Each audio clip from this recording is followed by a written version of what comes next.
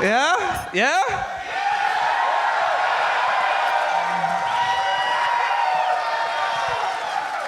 The only lie about that is that I do not have a secret account. First and foremost, apologies for the delay in starting the show. Apparently...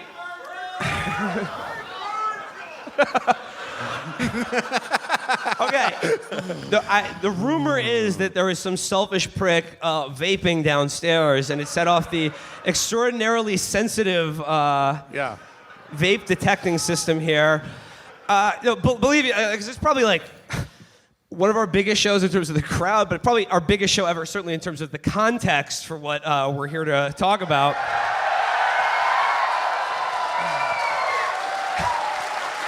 So believe you me, when that fire alarm started going off, all I could think about is, oh boy, this is our great white moment.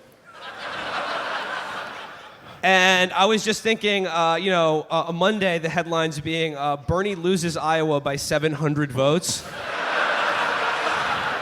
And you know what? If that happened, I would probably log off for a day or two. Yeah, we would be really embarrassed if we killed all of you. I mean, like, I'd be back in a week and be like, yo, juice my last post, everybody. But, I mean, like, the episode back, we would just be like, we just can't talk about it. We just let it blow over. It's fine. There's, like, easily 700 more where that came from. And like we'd get on just in the wakes of all the GoFundMes for all of your funerals, and just be like, all right, no, it's fine. Like, dude, literally, no one remembers. No one outside of Twitter cares about this. So John Chait's having a normal one. And just to clarify things, nobody was vaping anywhere.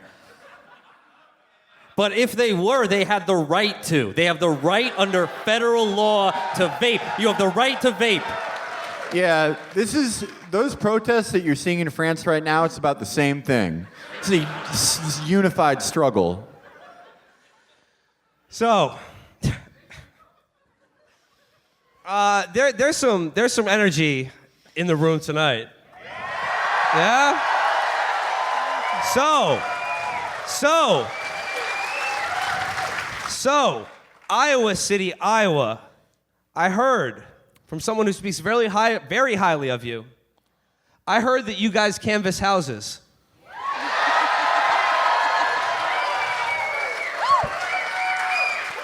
I heard that you canvass houses. So my only question is, would you like to join this fight? Would you like to be a part of this history? You know, government and big business are coming after our movement, and they're coming strong. But they won't win because we are the biggest and most honest podcast in America. Other than Joe Rogan. Looks like John Lovett's just another screenwriter now.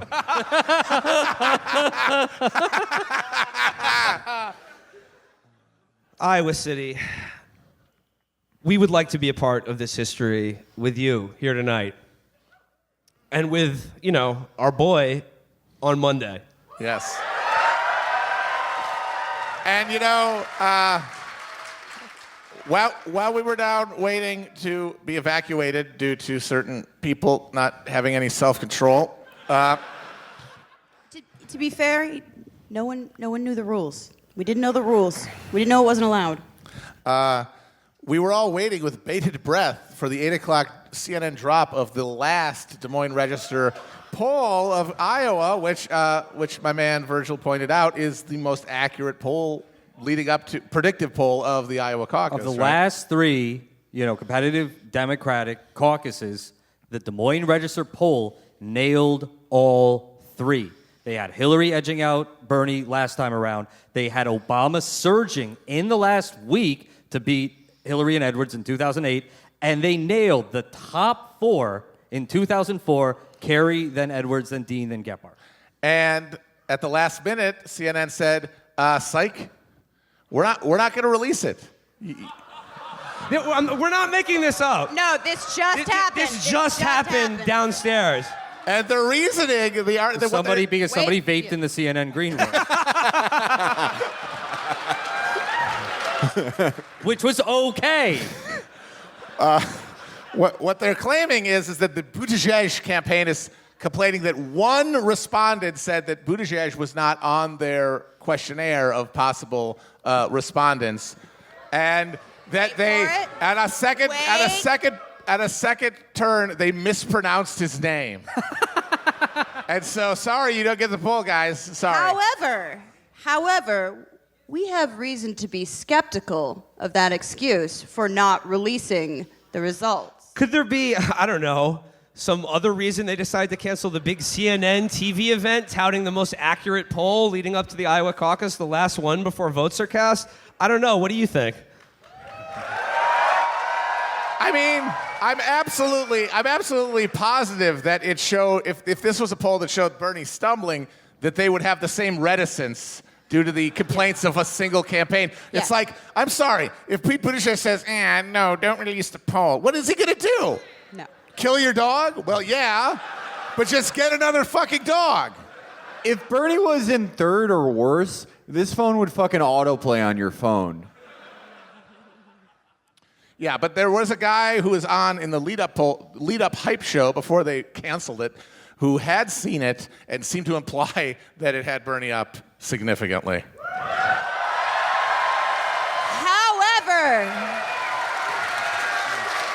However, we cannot let the bourgeois media get away with this. So does the Des Moines Register have a Twitter? Yes, they do, Amber. Oh, wow, they do? Yes. Do you guys have Twitter? I'm just asking. Maybe you can ask them where the fucking poll results are. Do you see?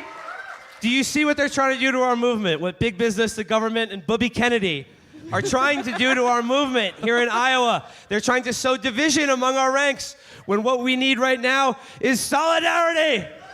Solidarity! I hear you live in your parents' houses.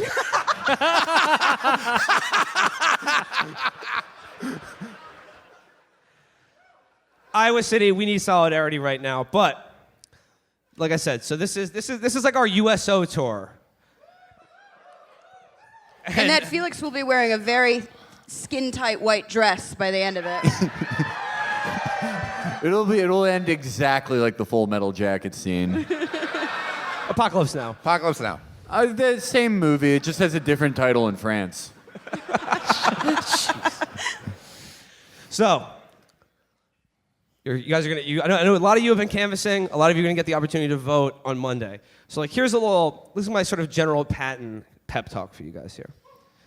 We obviously are all aware of the enormous opportunity that we're faced right here. There is nobody who has been a self-identified socialist who has ever been this close to being president of the United States ever in American history. And the last person to do it was probably Eugene Debs exactly 100 years ago. Yeah. And And he ran from jail. even he, who did okay, did not have anywhere near the sniff at this that Bernie has And yes, right now. as Amber said, he ran from jail. From jail.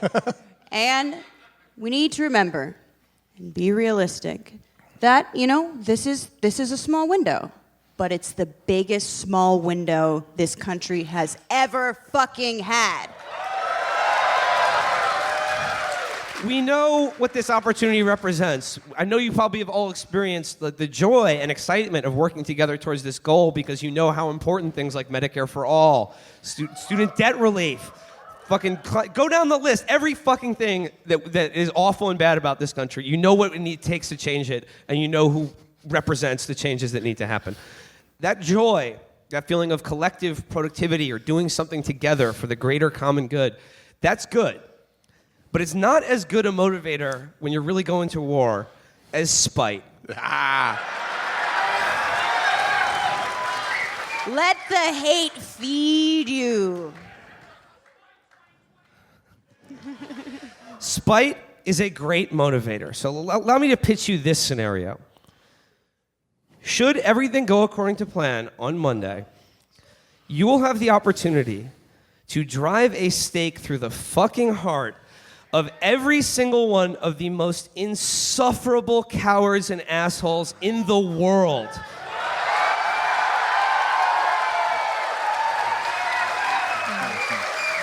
I've been keeping a list. Have you been keeping a list? You keep that fucking list. Every one of these despicable, entitled fucking liars. You have the chance to cast them into the fucking wilderness. Exorcise the demons from this fucking house that we're all living in. Get them out. They're going to have to go door to door offering punditry in exchange for hot meals. Please, sir, for a crust of bread, I'll tell you which of your children won the week. David Frum is gonna have to go back to Canada and shirtlessly be a trailer park deputy. David Frum as Mr. Leahy is the greatest premise I have ever heard.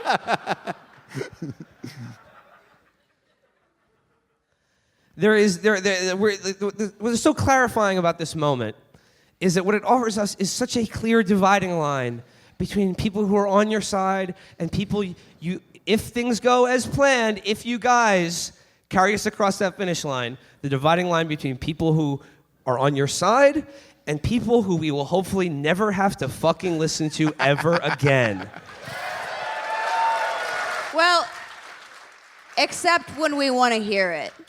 Well, this is my idea, is that it's so enervating now because these people actually have power and authority. But if we are on the golden path, they will become another harmless American subculture of loons, like flat Earth people.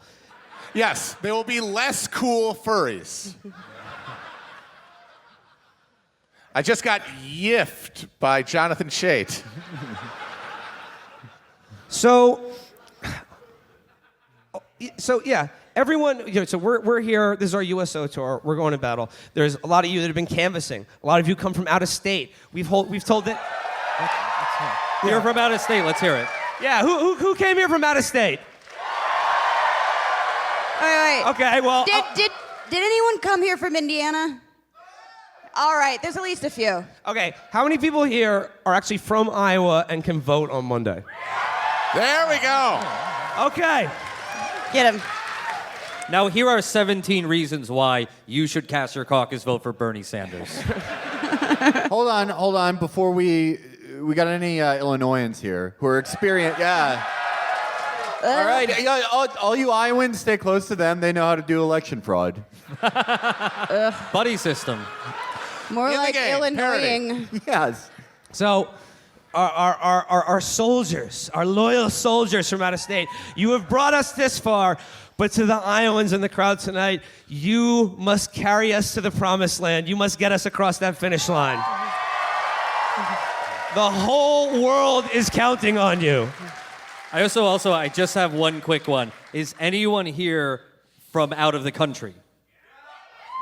Thank you for committing foreign election interference. That is cool. We have been calling for that for years. The rubles are in the mail. So, to my broader point about how spite is a great motivator, I think we should sort of begin talking about the sort of the news of the hour percolating on this campaign here. And that is, of course, I'm talking about Boo-gate. Boo-gate, or what I'm hoping will be the last fucking one of these utterly contrived controversies that we'll have to hear or care about. Ever. So, we were there last night at the Bob Iger concert. I was really excited to hear what was going to happen with Marvel Phase 4. And on stage, there was a panel with Rashida Tlaib, Ilhan Omar, and Pramila Jayapal. Nice. Well done. The way to go. During the panel, the moderator brought up Hillary Clinton's line about how nobody likes Bernie Sanders. And the audience, what would they do? Boo, yes. It was honestly... Excuse me, I gotta leave. How dare you people? Yeah, booing moderators. Who do you think keeps forums safe?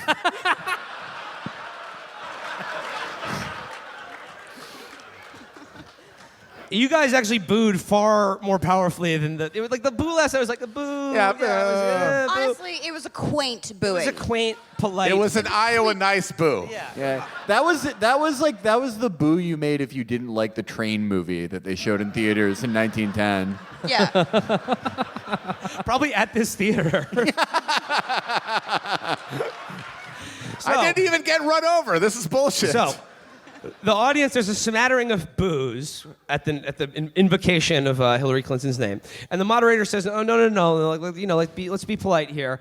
And then Rashida Tlaib says, "No, I'll boo." Yeah. Yeah. A real G. People losing their shit over this is insane to me. It's like when you look at like videos of like Polish parliament just beating the shit out of each other. It's like, oh, boo. Oh, how dare you. And like I said, wouldn't you know it, it's just they have lost their fucking minds today. I mean, they have already, but now they're just gibbering, like just clawing the fucking window of the box that they live in. It's bizarre. It's because it's just like they're having this mental break because they're confronting the fact that not just nobody, but 3 of the most exciting young congresswomen in America agree with the rest of us that everybody fucking hates Hillary Clinton, wants her to go away, and thinks she should be booed every time her name is mentioned in public.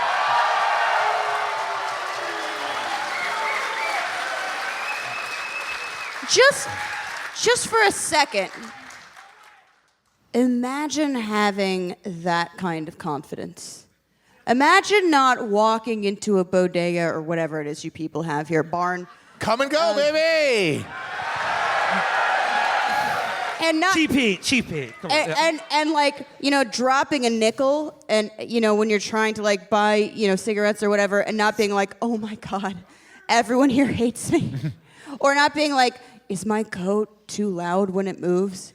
And these people have never once, for a moment in their lives, ever considered the possibility of anything other than a world that worships and adores them. Hillary Clinton!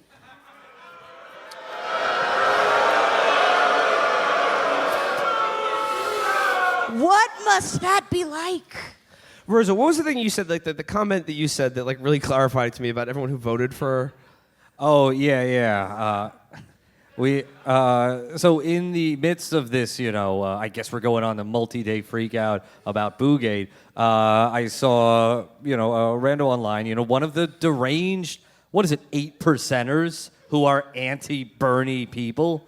And they said, this is an insult to the 62.8 million of us who proudly voted for Hillary Clinton and are her ardent supporters. And it's like, you genuinely believe that. You don't realize that because of the two-party system, it's a fucking hostage situation. Okay. Most people voted for her with a gun to their head, and they were sick as shit after they did it. All right. Well, hold on a minute. Never again. We can test that right here. All right, let's do a little Vox Popular here. Let me know who here did vote for Hillary Clinton in 2016. Who here proudly voted for Hillary Clinton in 2016? I guess It's not citation fucking needed. It's not enough that Jill Scott. Okay, I know great we're doing the musician. show. It's okay. It's not a call and response. It's cool. Yeah. It's cool. Yeah. Auditions for 7th Mic are next week. No, it's not. It's not enough. It's not enough that you have to go out there and vote for her. It's not enough that they say you didn't. Now you are retroactively being grieved into fucking liking her. It's for the rest of basically your like fucking life. it's the way that Mormons retroactively baptize dead people. Yes. Oh my God! We're Anne Frank. Yeah. It's like, well, guess what? You voted for Hillary. That means in the afterlife you have to hang out with her and do the fucking nay-nay with her and Ellen for eternity. Yeah. Sorry. You will be You check the box. You will be But at least you did your part to beat Trump. No, but like speaking like specifically about those three women on stage, who, again, up until now, and AOC too, I don't know how these people have maintained in their own head or compartmentalized the idea. They're like, they all believe exactly the same things I do and have the same political vision for the world. Well, now they can't do that anymore. So what are they going to do? Insult and attack them in exactly as vicious and vile terms as I feel about them. Look, we're all in the same fucking game here, except when it happens to them, they act like someone just murdered them. I've been murdered. They're floppers. They're whinging fucking cowards. They can't fucking take it. Well, that's why they it's lost. Only okay when Reggie Miller does it. Well, there is one explanation for why this is such a ridiculous, overheated controversy and how everyone indicated in it is clearly in a frothing hysteria that calls to mind the children who accused people during the Salem witch trials, and that is that they know in their deep little hearts that fucking Bernie's going to win. Yeah. These aren't people who are confident about the longevity of this game. These are like the last tantrums you throw before getting dragged out of the place. Mm-hmm. Drag them out. Get them out of here. Turn those machines back on. Get those traitors back in here. And it's just the way they talk about it, they're like, I supported them, but like this is too far. They owe Hillary Clinton everything. I mean, in a way, her massive failure laid the ground for actually, we do need left-wing candidates. Yes. It wasn't, it was the I was saying Boris. I was saying thank you. That's what it was. They treat Hillary like this amazing pathfinder, but she fucking just lost and ate shit at everything she ever tried. It's like if Jackie Robinson went 0 for 4 and broke his leg at his first and only at bat. I don't think we'd be putting him on the jerseys every year. Yeah. There'd be someone else, someone good that we would remember. You know, you may not agree with them always, but the Three Stooges really paved the way for safe movers. Hillary, I mean, she never really cracked the glass ceiling. She more fell down the glass staircase. We were on the car ride over here. We were gaming out, again, don't want to jinx it, but what a general would look like with our boy against Donald. And he could immediately shift to being like, Donald, he lied about your jobs. He lied about the trade deals. He lied about the wall. And he lied about locking up Hillary. She's still free. She's still walking the streets. If I am president, she's going to jail. Hillary is not going to the jail she deserves, the Magneto jail. Due to a compromise, Hillary will be going to a 1930s jail where you play the harmonica. Breaking a rock with a pickaxe. Got a ball connected to a chain to her leg. I may not be Bill Murray, but I'm in stripes. I like the idea of Hillary being like, I can eat 50 eggs. Cool hand puke. I can eat 50 children's pineal glands. She eats children's, folks. We all like to joke about here. Honestly. No. Obviously, that's count 1 of the indictment there. Everything else is booking Hitler for jaywalking. Well, as you know, Allegedly. they got Hitler on tax evasion, so. Oh, fucking A. Just lock her up. Lock her up. Lock her up! Lock her up. All right. So if you're not going to put her in jail, at least put her No, in a federally mandated program where... Cut his mic. No, I'm just saying where everyone's... It's like a community service where every day she has to climb into a dunk tank and an American citizen can pay $1,000 to dunk her into fucking water. Okay. It's a revenue raising tool. Oh, I like it because it's an ironic punishment because of her career just collecting fat checks. I liked it. Okay. All right. Now that we've stirred the pot a little bit, now we've got a little spice in the air. Let's simmer. Okay, we're simmering. It's on simmer now. It's a nice. We're ready to cook here. And You can't vape, but you can smoke spice. Interesting. Yeah, I mean, why do you think this is the first primary in the country? It's because this is where America's spice lobby is the strongest. All the K2 fields we saw coming in here. All right, I'd like to move away from hate and spite to there'll be more later, trust me. To sharing with you, Iowa, a little bit about our Iowa journey. We got in here on Tuesday, Felix and Amber a little bit after that. But I just want to take you through. We hit the ground running, and we have already started to cover and interact with, campaign workers, volunteers, gadflies, politicos, and presidential candidates. And I think we'd like to share a little bit of our experience so far with you. Starting with, we already pushed it out, so I'm sure you guys have probably seen it already. But I would just like to share with you, together here, probably the last question John Delaney was ever asked.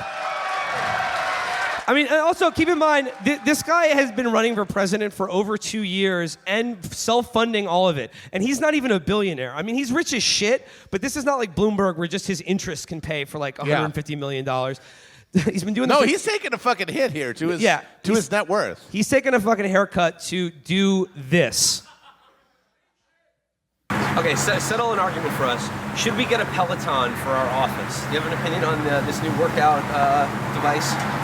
Yeah, I like a Peloton. I mean, I've never done the treadmill, but I have a Peloton. We have a Peloton at our house, and I do a Peloton. I mean, I think it's great. I like the music. The sound system is really good. John Delaney, thank you for your time. Best of luck on Monday. Thanks, man. Cheers. Great. Cheers. And he dropped out the next day. So, this is, of course, our way of announcing we're getting that Peloton for the office. We talked about it, and, we had conversations about it, and so, we're doing it. He dropped out the next day, and I swear to God, it was because of that interview, because we thought about it, and it's like, so we showed up at the Delaney offices just to, see what everything was up, and we just knocked on the door. They were very happy to see people. They had had nobody. And they literally were on the phone with his director of media, and they just said, "Hey, you want to talk to him?" And just gave us the phone. And then he said, "Hey, you want to talk to John? We can get him out here." And they drove the bus. They drove the Delaney bus, which has the incredibly inspiring slogan. I believe it's something like sensible solutions, not impossible promises. Woo! Cool. The hairs on your arms are just standing up. And he drove that motherfucker into the parking lot. Our truck was actually blocking him, and we had to move it. So it took an extra 10 minutes. Popped out, did that interview, and then they drove right off. So they took a detour to talk to us. And I really believe they got on the bus after that, and he just sat there and thought about what he had just done. And said, "This is the first media hit I have done in 4 months." And it was some podcast assholes who asked me about my workout regime and Peloton. We realized something. I'm sorry, Amber. I was just saying he really shouldn't have tried to lower the standards because he looks like a retired astronaut and he should promise people the moon. We realized something at the Delaney office. It's a big campaign office. It was nice. It was nicer a nice than the office. other Oh, ones the nicest one we saw for sure. because he spent a lot of money on it, and everyone there was paid to be there, and nobody was doing any work. There were two This is, guys playing Minesweeper. 5 days from the office. Yeah, everyone was just sitting around. They were clearly bored. They clearly were excited that we were there, Yeah. and we're just like, "Yeah, hey, you want to play Xbox?" Yeah. Yeah, And Bernie's offices, by the way, still have the stationary hair dryers from the hair salon it used to be in the fucking strip mall. Those guys, they were like Tom Hanks He's- and Castaway. They were talking to volleyballs in there. He's thrifty. And I think I think they recognized us. They knew we were the Chapo guys. They're like, "Oh, that's cool. Hey," and I realized something. You know, it's really good praxis to volunteer for Bernie Sanders and or work on the Bernie Sanders campaign. But another good thing you can do is get a paid staff position, like a regional organizing position for, I don't know, Tom Steyer, Michael Bennett or something, and just collect some fat checks and do nothing. Just wait for podcasters to come over. You get a paid. Just do a bad job. We know you're all good at that. You get a paid canvassing gig. They give you a big stack of door hangers and shit. You walk out of the office and you just drop them in a fucking trash can. Just dump them in the sewer. And then So, you know I what? Go to Dairy Queen. Get the Blizzard of the Month. So I'm gonna give you just a little bit background of that full interview here. So the first question I asked him was, "How are you gonna win this thing on Monday?" That's. By the way, Will is the nicest one of us, and that is the meanest thing any of us have ever done. Yeah, but like think about how he made his hundreds of millions of dollars. Okay. All right. So his answer to that question though was, we've been on the bus and we've been doing a tour of the smallest towns in Iowa, and like unincorporated townships. And I was just thinking to myself, I want to follow up the John Delaney experience like a year from now at all those unincorporated townships, and just it'd be like you show up at them and ask about John Delaney, and they're like Ogdenville and North Haverbrook and the monorail. There was no John Delaney, and there never was. They slam some like screen door in your face, and their kids scurry away, looking at you with glassy, vacant eyes. John Delaney hinged his campaign on towns that only exist because, like, one part of the family was cast away for being the wrong type of Methodist. You make fun of him, but he got an endorsement from He Who Walks Behind the Rows. No, what we realized is, like, he explained his process to us. He said, we're going out where other people aren't going. And what he meant by that is, like I said, unincorporated areas with like 5 people, which is the single least effective and efficient use of resources you could possibly have. You're spending all day to drive out there. You're probably spending like $500,000 in staff time and like gas and shit in order to talk to 5 people. And even if all 5 of them canvass for you, then okay, congratulations, you got no %.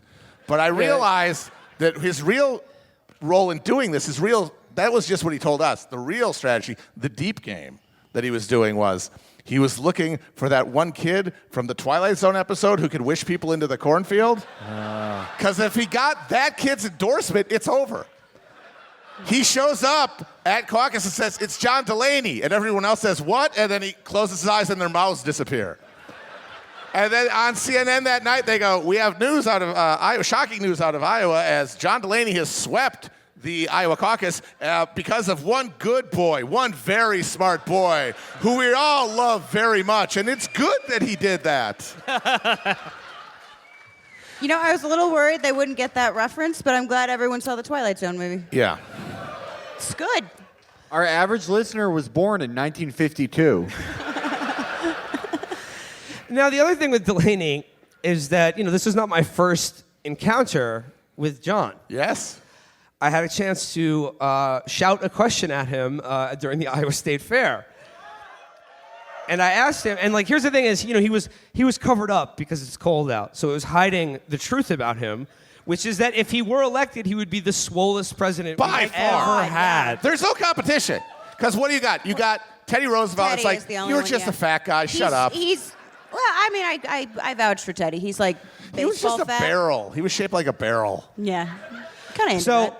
That was being Jack back then. Yeah. The way he used to be strong is to be like the shape of Wario. Yeah. I eat 3. You ate hardtack and you lifted up barbells that had perfectly spherical orbs on either side, and then you rode a horse and you died at 42. Yeah, hot. Yeah. Like your It's alpha. Yeah, your thing was like, dude. When I hear the hottest song right now, Camptown Races, me and my friend, we just fucking whip that medicine ball at each other. I grab my cousin and we go for a dance. I eat 3 pot roasts a day, and I have never taken a shit.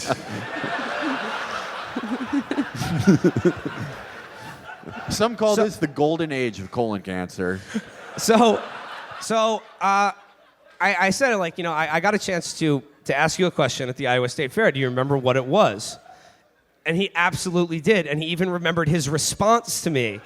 I asked him, like, I said, you're looking great out there. Can you tell us what your workout routine is? And he said, I'm wrestling with the press.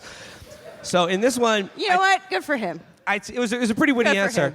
And in this one, I said, like, I have to ask a follow-up question. What is your workout routine? And his answer was, just do something every day. Doesn't matter what. Just go to the gym for 30, 40 minutes every day. Motherfucker's a juice head. And no, and like it was so vague. I wanted to get like his First whole of all, thing. he's from New Jersey, so juice head. I wanted to get his whole thing about like squatting or probably shit Felix knows about and just sort of nod politely. But he was keeping it vague because his routine is like fucking gear. It's like obviously or allegedly, you know, HGH, T. We're just gonna say letters. Ground up horse like, testicles. You can't just like do steroids and then you're like that big. Like he is doing something. But the videos I see of him, he's like wearing jeans and using a Bowflex.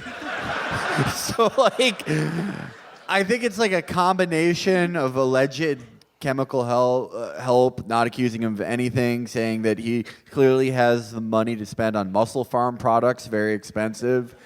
But I mean, that could be the most jacked anyone has ever gotten, like just on machines, while wearing Dockers denim.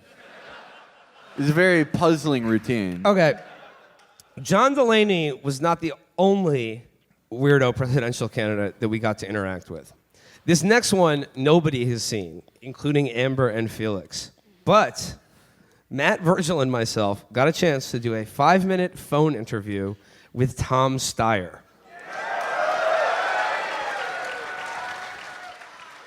We're gonna put the whole thing out on YouTube, but this is world premiere, never before seen footage. Yeah.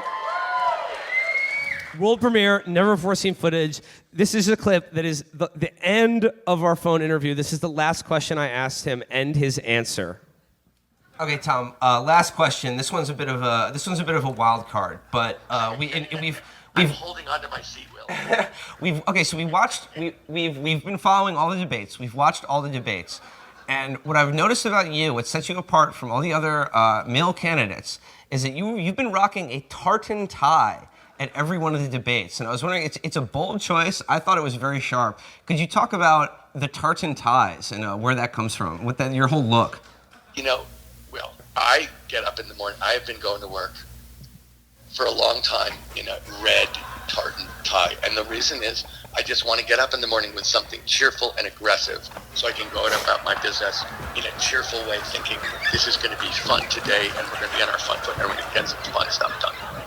As opposed to I'm going to be boring as heck. How about we go back to having a little bit of fun in life and be cheerful and enjoy ourselves? How about that? Tom Steyer, I want to thank you so much for the little bit of time you gave us today. Best of luck to you in your campaign this coming Monday. Seriously, I've enjoyed this. I respect what you guys are doing, and I look forward to meeting you in person. Thank you very much. We'd love that. Absolutely. All right, dude. Enjoy yourself. Bye.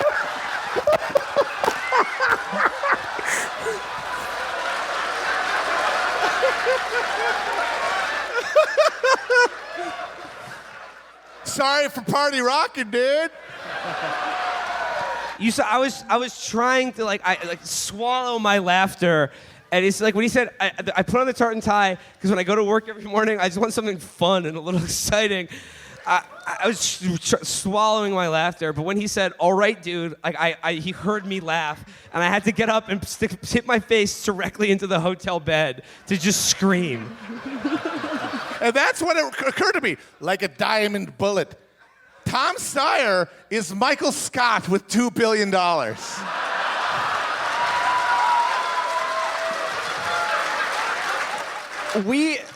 So I'm not sure how many of you are aware of how Steyer made his money. He was a hedge fund manager. I don't know how much about hedge fund managers you know, but I'll give you an example of one. Steve Cohn, one of the most successful hedge fund managers of all time, produces double-digit returns every year, worth tens of billions of dollars. We'll just give you like a little tidbit about him. He was under federal investigation for dosing several employees with pharmaceuticals and hormones. This is a very like evil, sordid group of people. And I think that Tom Steyer, you kind of understand him more when you realize he initially probably tried to hang out with his fellow hedge fund managers. And they were like, hey, Tom, do you have an infant you could sacrifice to Moloch? And he was like, what? I thought we were going to talk about NBC's The Slap. I thought we were going to show each other some viral videos. And I think he's engaged now in the world's most expensive friend-making mission. Here's the irrational thing about hedge funds. It's essentially gambling. And your like average hedge fund, if you had like, I don't know, in the past like 30 years, let's say that time frame, just invested in an index fund, which is like a fund representative of all the stocks in the market, you would have a higher return than if you had given your money to, Galleon or any like median fucking hedge fund. Tom Steyer, he made a couple $1 billion being a hedge fund guy, starting in the 80s, I think. And for that to be the case, it's not because you're smart or anything like that. It means you're lucky. It means you're a guy who called heads on 10 coin flips in a row, and it came up heads. And so because of that, you get to say, like, well, I'm kind of an investing genius. Yeah, it's not like making money through like a skill, like playing slots. It's Or gambling. podcasting. Yeah. The folks you said Cohen dosed his employees with pharmaceutical drugs. Allegedly, according to a lawsuit. I mean, I've done that to you guys. It's fine. Well, no, we were like he just dosed Virgil. Earlier this night. No, so I was like, let's talk. That's Should what have done a pratfall. Should have committed to the bit. That's what the Cohen does. Steyer, I would imagine he'd be like, office meeting, everybody. Guess what? You've all been dosed with Baskin Robbins, and he just like wheels it into the room because he's a fun, crazy office guy. Like he invites all of his employees to a private island, and then he says, "We're here to hunt the most dangerous game of all, friendship." That was That's our producer. Chris's joke, I yeah. wanted Chris to give him Wade, credit. shout I out was gonna Chris give him Wade. credit. Shout out Very to our funny. Shout out producer. Chris Wade. Yeah. No, but yeah, We figured out like this is the sort of guy who has a moral universe that exists maybe like 20 yards in radius. So he's like like the in Hot Fuzz, the guy that runs the police station or whatever. He's like the nicest guy. And he's like, oh, we're all getting chunky monkey, but he will murder you. He will fucking murder you. He makes his subordinates play Russian roulette with 2 Nerf darts in the chamber. No, he has a Jeffrey Epstein Island, but it's for rope courses, trust falls, and laser tag. Yeah.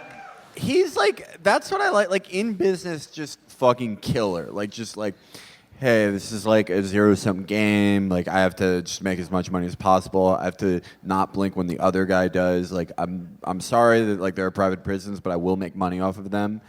But then his vibe is that of like an overeager father, like presiding over a sleepover of girls that hate each other.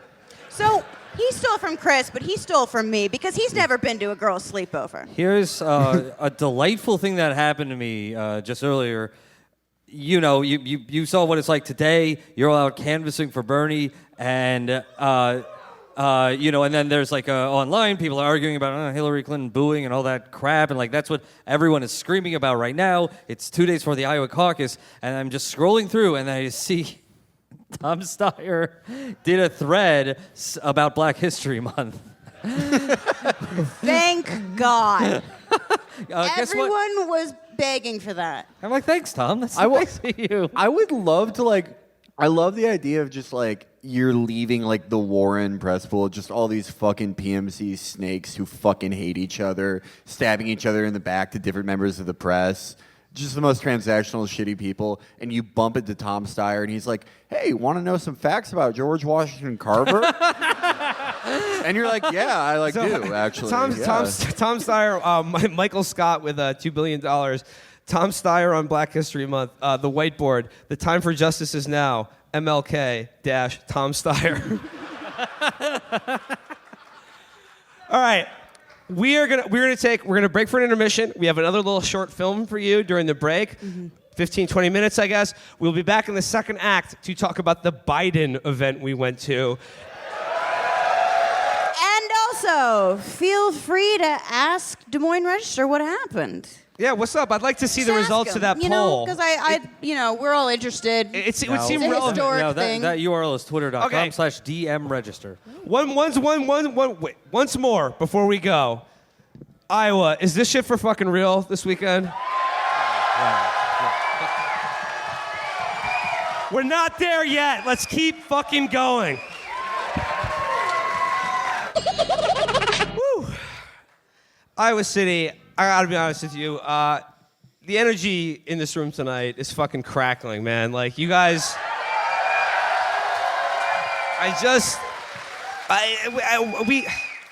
This whole week I've been here, man. It's just like we all can feel it, but we don't want to name it. We don't want to say it, but we all feel it. And let's just take a fucking moment, man. Woo. It looks really good right now. As you know, when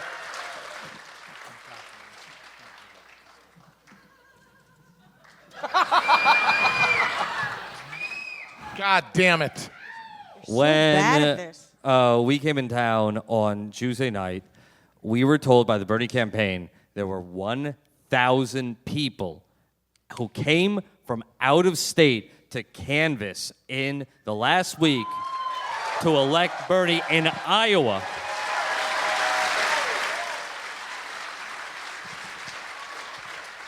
I asked again this morning, and I was told the new estimate 1,700 people just to elect Bernie Sanders in Iowa. You know what's going on here, and you know that the bourgeois media lies. We don't want to jinx it, obviously, but we have to admit, the past few days, we've been getting really giddy about, of course, the possibility of having a future, period, end of sentence, but, of course, as well, of humiliating all of our enemies. Like, We love it. We love to see it, folks. you know what I'm talking about. The lunatic anti-Bernie crowd who are currently going through the 5 stages of grief. But, not just them, but, one, for example, the Lily Lifford, Liz Warren supporters. The people who have been on the fence. You remember hearing earlier this year, well, they're actually the same people, so why don't we just pick the woman? Yeah. Literally the argument. Straddle that fence as long as you want. You're going to get splinters in your ass. Well, as it looks very, very clear that you know what? Fine, let's fucking take that logic. There's 2 of them. Exactly one of them is a viable candidate, and the snakes are leaving the ship. Yeah. And something we're all really happy about is, coming here, and again, we're not trying to jinx it. We're not trying to spike the football before we're in the fucking end zone, but the football. But I've got to say, it really feels like this is the fulfillment of something my friend and colleague Will Menaker said in 2017, which is, if there is going to be effective opposition against the white supremacist minority right wing in this country, the oligarchy in this country, it has to be led by the socialist left, and you have to bend the knee to the socialist left. And the fact that Bernie Sanders can bring 700 people in the dead of winter to Iowa to make the Bernie journey, to make that happen, means he has an army both offline and online. And everyone feels it, and I can confirm to you that Bernie Sanders himself feels it and knows that this is a revolution that is happening. And that means, again, not trying to jinx anything, but when Bernie wins Iowa, and he wins New Hampshire, and he wins Nevada, when Elizabeth Warren has to leave the race, it means... When Elizabeth Warren has to crawl into a hole and pour the dirt back over herself. Holy shit, I'm gonna come. It means that if her supporters have any fucking actual ideals, they have to get behind Bernie Sanders. And as well... Get in line. Get in line. Amber hates when I say this, but again, it is a Gambo Thrones term. They have to bend the knee. And Elizabeth Warren will be the Balon Greyjoy after his failed rebellion, bending the knee to Robert Baratheon, giving Big Structural Bailey as a ward to Brooklyn. He will be returned safe and well after Bernie Sanders is inaugurated the next president of the United States, January 2021. Fuck yeah. I'm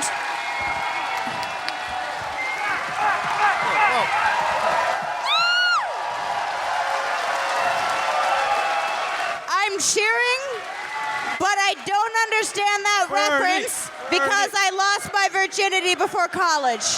Bernie, Bernie, Bernie, Bernie, Bernie, Bernie, Bernie, Bernie, Bernie, Bernie. All right, let's do a song.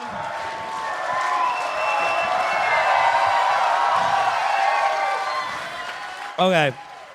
On that note, I got it. On that note, I mean, we're going to close out the show here today doing a rare thing. We're going to have a little sincerity circle. I started the show talking tonight about, I'm not kidding, I started the show talking tonight about the emotion I felt this whole week since I've been here. And I think, like, you know, if any of us would just want to say or just talk a little bit about, I know you guys all feel it, but like what it means for us to be here in Iowa at this moment in time with you guys right now.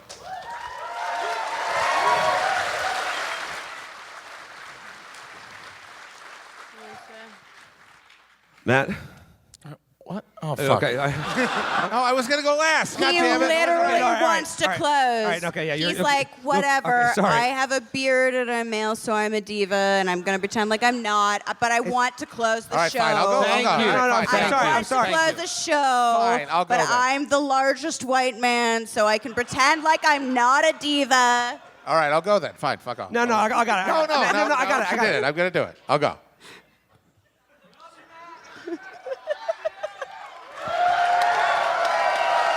You're going to have the best act anyway. Why do you care? Well, what do you mean? I'm doing it now. Hush. One of the things that I'm sure you all know in your bones, and that we have certainly talked about a lot on our show, is just how shitty it feels to be alive right now. We all have stuff. We're not, in the worst physical circumstances, but everything just feels hollow and cynical and empty. And I really do think that one of the big reasons for that is because we all know deep down inside that there's something wrong with this country, with this world, with this fucking social order. We know deep down that no humane society would be ordered this way. That this stuff is just not... If good people of good faith, like the people you know in your lives, got together to create a society, they wouldn't make this one.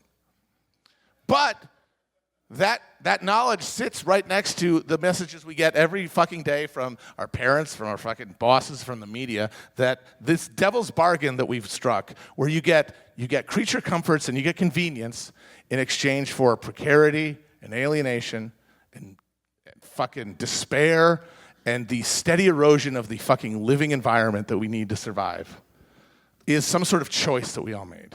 And that we all opted for this option. We all opted for the 30 brands of toothpaste that Bernie talked about when he was debating Hillary in 2016. But we know in our hearts that that's not fucking true. We know that we never asked for this. We never wanted this. But the problem is that we're all fucking powerless against it. As an individual, what are you supposed to do against these massive world-spanning powers that determine the world that you live in? Post. And so you're left in this position of being hyper-aware of the awfulness and the rot of the world around you, coupled with a complete and hyper-specific knowledge of your own inability to do anything about it. And what that does over time is that it starts to eat away at you. And it honestly, I mean, I'm speaking for myself anyway, it makes you start to hate yourself a little bit. You hate yourself for how fucking powerless you are. And more importantly, and even worse and more insidiously than that, you start to feel complicit in your own misery. You start to feel complicit in the misery of others. You start to blame yourself because why aren't you doing anything? But what's to be done? And this campaign, the Bernie Sanders campaign, I swear to God, guys, this is the first movement that any of us have seen in our living lives that has the promise of bringing a critical mass of people to the realization that they aren't alone.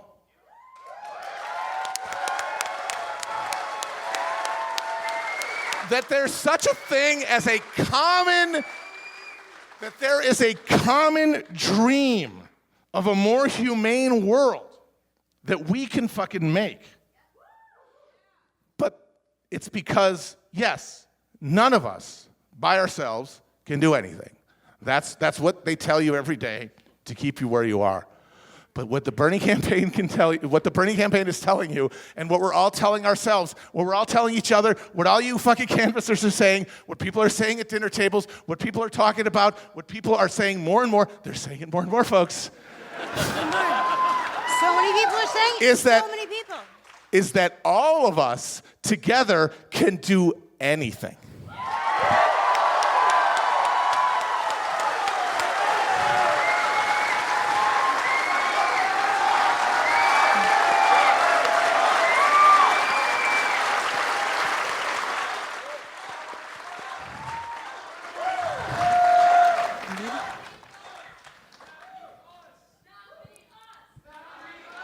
Not me, us. Not me, us. Not us. You mean us. You mean yes. Give it. Yes, no, I agree with you guys. Not you guys, like us on stage here. Yes. We personally. Chapo Trap House. Thank you for your support. I could either keep it super short or tell an anti-Semitic joke. Short. Okay, yeah, no. I mean, if you want to do the second one, I'm fine.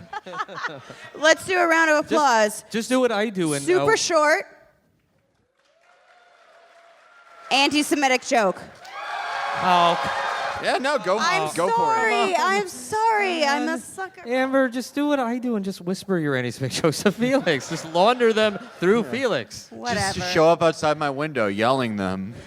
With a boombox. Just hold a boombox. It's beautiful. All right. There are 3 approaches to faith in American history. And I am going to lay them out to you in a joke, but it's not really a joke, it's a parable. Which means it's not actually funny, but it has a Borscht Belt rhythm, which makes up for the anti-Semitism a little bit. Okay. So the Protestant, he goes to church. He finds his minister. He says, Preacher, I'm terrified. I'm going to burn in the fires of hell. I no longer feel the presence of Jesus Christ, my Lord and Savior, every day. I pray every day to God, and I speak to him, and I don't hear him speaking back. Preacher, I'm terrified. I'm going to burn in hell. What do I do? And the preacher says, you need to leave.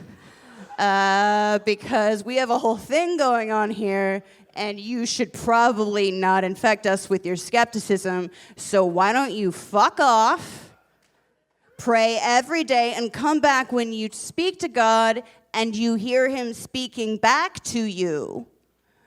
And so he leaves, and he never comes back because he's not insane. The Catholic. All right. The Catholic goes to, he goes to the cathedral, goes to St. Pat's. And he finds, the confession booth, and he says, Father, I have such guilt.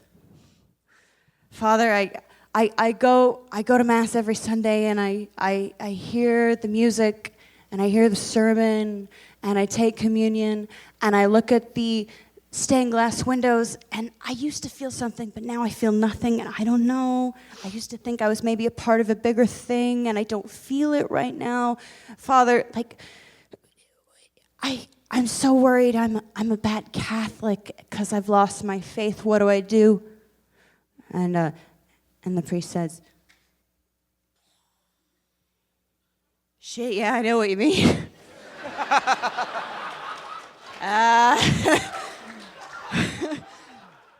I don't know, man. I'll see you on Sunday.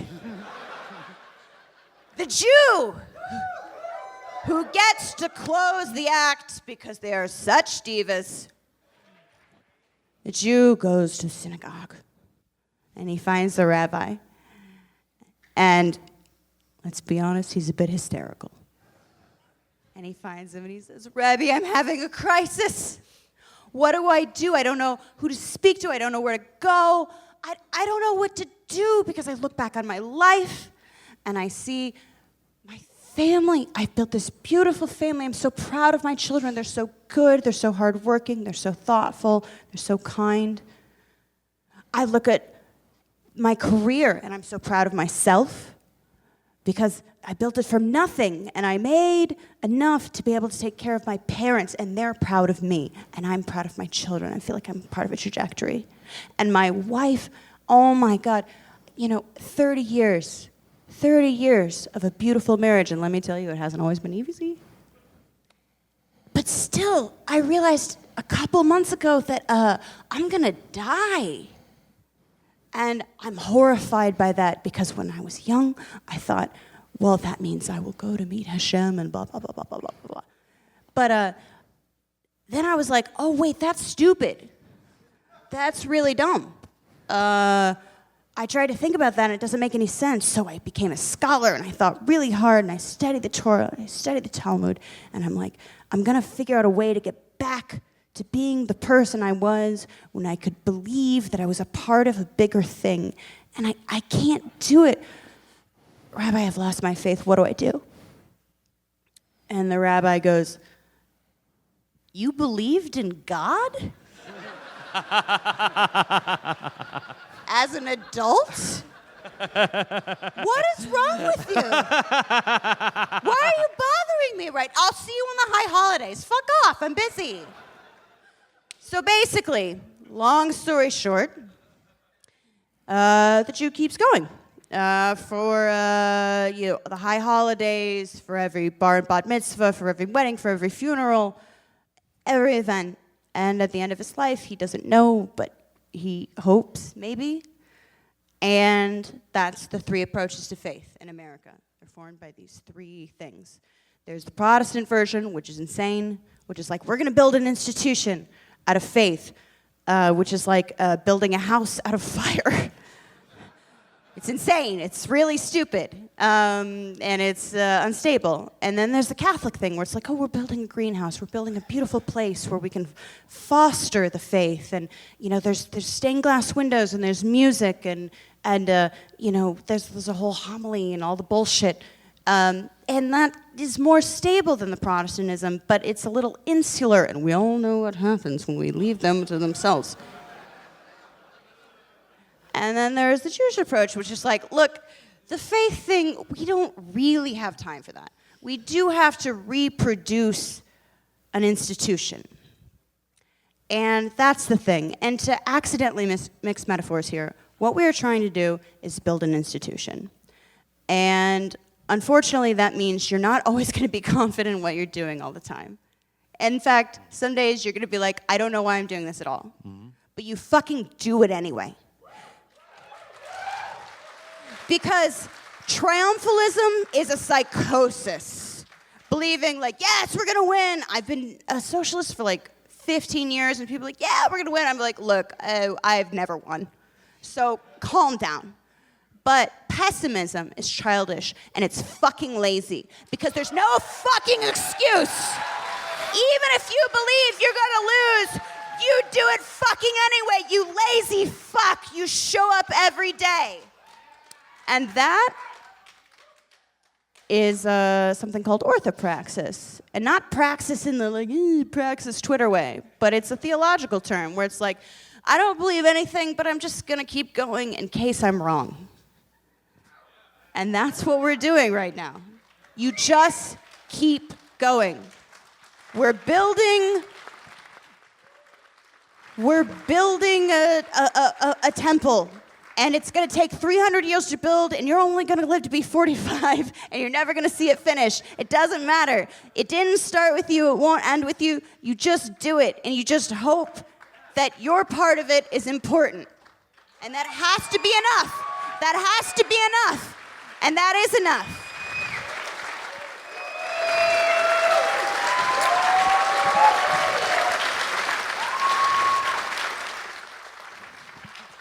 I'm sorry about the anti-Semitism. It wasn't really as bad as I expected. I'll give you the unedited version later. He was like, oh, man, I got like 10 that are way more anti-Semitic than that in my back pocket. All right, now watch this, Amber. Now watch this Hold drive. my beer. Hold my jewel. So the reason that this show exists, I guess, is because the initial three of us, we felt like we were just sort of tossing these opinions out there, not really, I wouldn't really say opinions. Opinions is not the right way to describe them. Just sort of tossing catharsis out there. And you can only do catharsis as a sane person or mostly sane person for so long before you read it back and you go, this looks fucking ridiculous. No one's reading this. And you can go to someone's timeline and it's just all like, fuck you to all the profiteers. And you can't do that all day. You read it back to yourself, it's unreadable. You seem like it's not that you seem like a crazy person, it's just so defeated.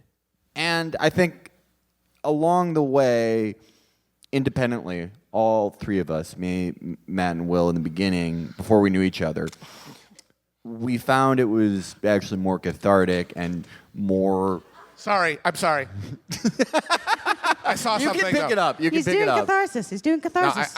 I'll tell you when you're not. I'm sorry. I got something to tell you guys. Continue. Okay. It was... No, he's just tapping that can. It actually made us feel better to sort of laugh at the inanities of it. To notice that, like, you know, a certain pundit, their mouth was 95% gum, or that, you know, Ezra Klein would lean on this simile too much, or usually just appearance. Let's be honest, usually just appearance. Usually it was the way that, you know, a Vox writer's gut would roll over his belt and leave an imprint that said Massimo right under his belly button after sitting down for a full shift. And, you know, just doing that, you feel alone. Because it's easy, it's really fucking easy to feel alone in America. It's the loneliest place and the loneliest time. But eventually, people started to gather around all these posts into the void. And eventually, we reviewed the seminal film, 13 Hours, the story of how the Hillary and the Clinton crime family killed those brave operators. And, you know, being who we are, it took us a few months to actually do our own thing. And we didn't know what the fuck we were doing at all. We still don't now. We also didn't then. But it was the same thing. There was, I'd say, 40% that element of just rage, of how bad this all is, of how culturally unfulfilling, how fucking needlessly cruel, how randomly cruel, how uneven it all is, and just the pointlessness of it all. That we have to occupy all these fucking countries, that a cop can just pick somebody out of a fucking lineup, basically, and railroad their lives, railroad the lives of their fucking families. That someone can stub their toe in the wrong way, and they will be in debt for generations. Yeah. That it's not just cruelty, there's no sense to it. And there is rage at that. But we also, I would say the reason it caught on was that we were able to laugh at it. And it can't be all one thing or the other. If you're just talking about the cruelty, it's joyless. It's just fucking cold, lumpy oatmeal. And if it's just laughter, I don't think people would have listened to that as much either. But it blew up in that year way quicker than we had ever intended. And I had felt the same thing working with Virgil before and knowing Amber before. And we, of course, rolled them in. And we became this tangible thing. And it was around that time, after Trump, and after enough defeats, that I felt some difficulty doing it. Because it's hard to pick out what's funny all the time. And it's hard to fucking laugh at it all the time when you feel like you're always fucking losing.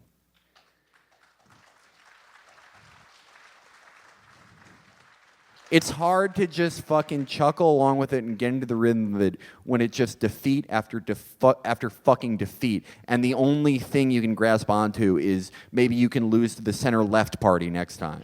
It fucking sucks. It fucking sucks shit to do. I couldn't do it a lot of the time. You know, credit to everyone on the show who could do it when I couldn't. Sometimes, like, in those couple years, you just wouldn't hear me for a stretch because it was fucking hard for me to do. I didn't know how to put it because it just felt like we were just fucking lost. And it was insurmountable.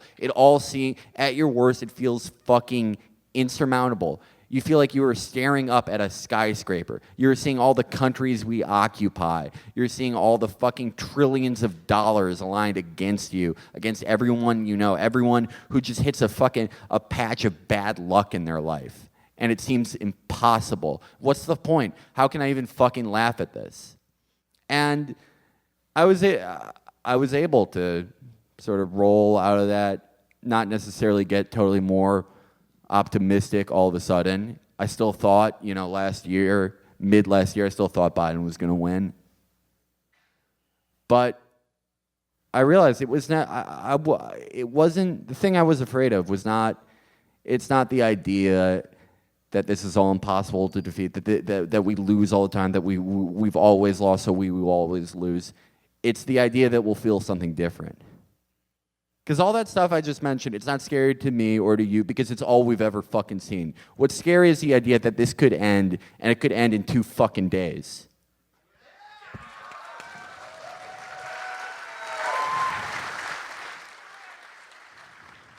What's scary is that we're not just tossing out catharsis and jokes into the void, that this is part of something real. But we are there. All of us, everyone here, we are all part of something real that is happening. And the reason, we're all part of it, the reason that Bernie is part of it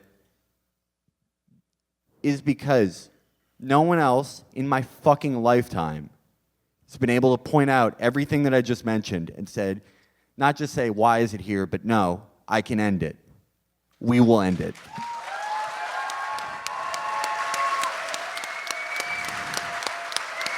This is gonna be fucking hard for everyone. It's gonna be harder for probably some of you. It's gonna be harder for a lot more. It's gonna be wow. I'm really fucking turning on the Biden. Listen to it, Jack. Yeah. I really fucking pulled out too much method. Yeah. As I said before, Daniel Gay Jewish, but like no one likes that show. I like it. This Bernie Sanders character, he's got a real Rory Calhoun vibe. It's going to be harder for some than others. And, of course, we don't just snap our fingers and it's real and it's over, we've won. There's going to be so many more infuriating fucking things, like the Des Moines Register poll, like things I can't even name yet. I don't know what they'll do. You don't. But this is real. It's becoming more real every fucking day. And this is a chance like I've never seen before in my life. It's a chance probably like you've never fucking seen before. Virgil. We don't just have to resign to being in the rhythm of defeat and working up enough serotonin to laugh at it. That doesn't have to be your fucking lives. Virgil. I kind of think I already did my thing. People applauded and all that. If I could give him one, Felix, I forgive you for crucifying our Lord. I do I do have one thing, which I think is a good button for the show. So that Des Moines Register poll that we alluded to at the very beginning. I spoke to some of my real journalist sources, and they said that a leaked version is essentially what they had also seen. But, of course, not on the record at all. But these results quite conform to what one might expect.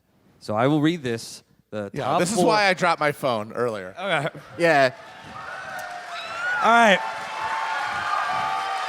that's right. It's a gif of Carmen Electra. Hey, man, she's fucking hot. I like the podcasters who don't drop their phone. And I also have journalist confirmation on this. So I will read it from number 4. At 13% in the Iowa caucus, no, Joe Biden. Ooh, that one hurts. That hurts.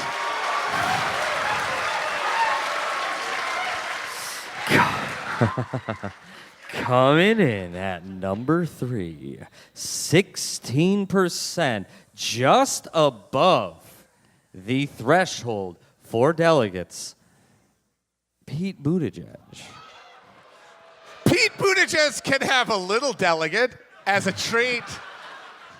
This result is genuinely fascinating and not what we've seen in a lot of other surveys. So, number 2, 18%, Elizabeth Warren. Senator Elizabeth Warren. Yeah, give her the proper Now, honorific. look. Now, this might be surprising to you. At number 1, beyond the margin of error, with 22% of the vote. Ooh, damn. Your boy and mine. Come on. You know how he is. You tell me. Bernie motherfucking Sanders.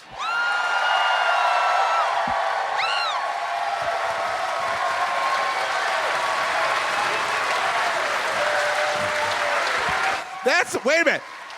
That's an 8-point lead, right? That's a 4-point lead. 4-point lead. That's pretty He's good. the Kool-Aid man, just bursting through the wall. Okay. I'll be quick. I don't want to.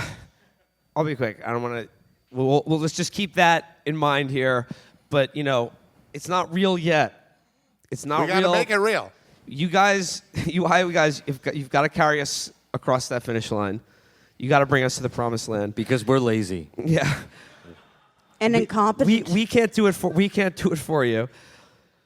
But You don't want me talking to the public, trust me.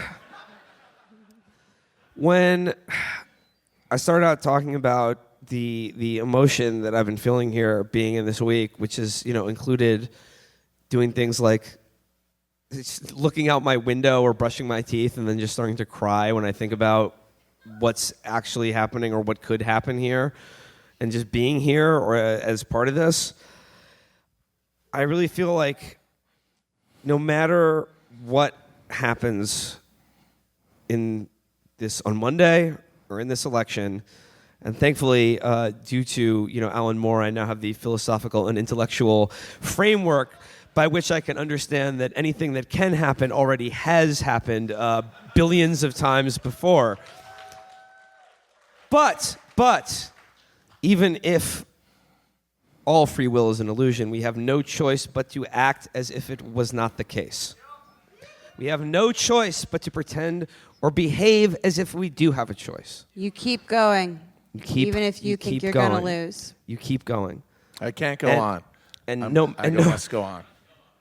No matter what happens on Monday and no matter what happens in this election, I can tell you that being on stage here tonight, for you, for my friends that are also on stage, for Bernie, is the privilege of my life.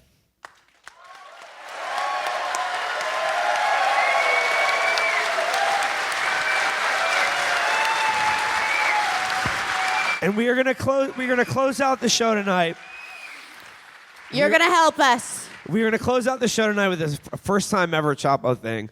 We are getting dangerously into the territory of doing cringe, but if you're us, you have accrued so many social credit points, you can indeed spend them a little on something like this. So for the first time ever, we're going to do a Chapo sing-along. Before we do that, I have to say thank you tonight to producer Chris Wade. Yes. We would be dead in a ditch without We would him. literally not be here without Chris Wade. Nope. And Molly O'Brien. Yes. Who has edited and filmed Molly O'Brien, who has both edited and filmed most of the videos that you saw tonight. So big shout out, biggest round of applause for Molly and Chris.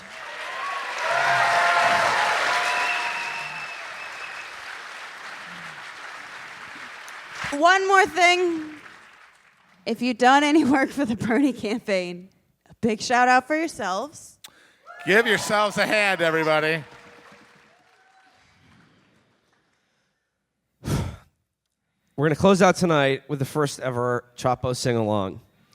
And you guys are going to help us, and you're going to sing it with us. The song is one you might know, and it is the message of tonight and our theme that I begun with, solidarity. Solidarity! Don't start it yet. Don't start it yet. Don't start it yet. Don't start it yet. Don't start it yet. Sorry. It's very follow the bouncing ball. No, wait. Solidarity forever. Solidarity forever. For the union makes us strong. When the union's inspiration through the workers' blood shall run, there can be no power greater anywhere beneath the sun. Yet what forces on earth is weaker than the feeble strength of one, for the union makes us strong. Solidarity forever. Solidarity forever. Solidarity forever. For the union makes us strong. It is we who plowed the prairies, built the cities where they trade, dug the mines and built the workshops, endless miles of railroad laid. Now we stand outcast and starving amidst the wonders that we made, but the union makes us strong. Solidarity forever. Solidarity forever. Solidarity forever. For the union makes us strong. They have taken untold millions that they have never toiled to earn. And without our brain and muscle, not a single wheel can turn. We can break their haughty power in our freedom when they learn. For the union makes us strong. Solidarity forever. Solidarity forever. Solidarity forever. For the union makes us strong. In our hands is placed a power greater than their hoarded gold, greater than the might of atoms, magnified 1,000-fold. We can bring to birth a new world in the ashes of the old. For the union makes us strong. Solidarity forever. Solidarity forever. Solidarity forever. For the union makes us strong.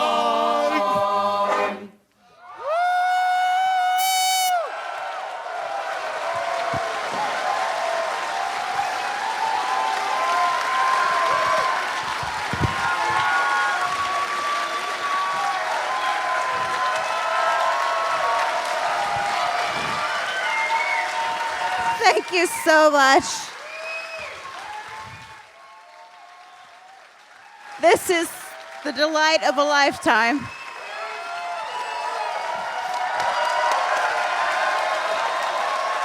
Woo!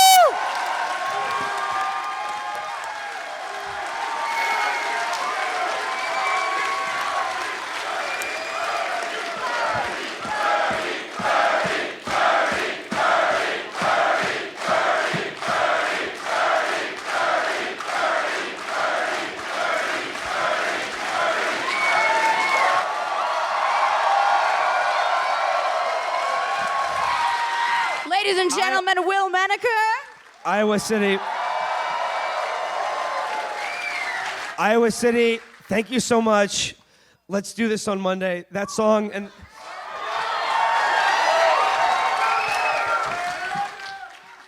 that song in this show is dedicated to my dad. Thank you.